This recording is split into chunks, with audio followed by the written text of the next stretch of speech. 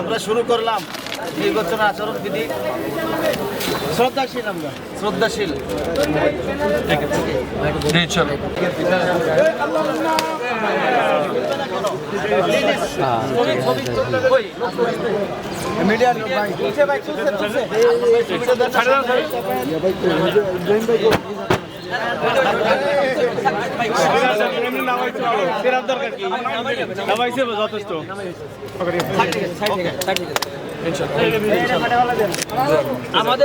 নির্বাচনী আচরণবিধির আরেকটি নির্দেশনা হচ্ছে ব্যানার, ফেস্টুন, পোস্টার 48 ঘন্টার মধ্যে সরিয়ে ফেলতে হবে।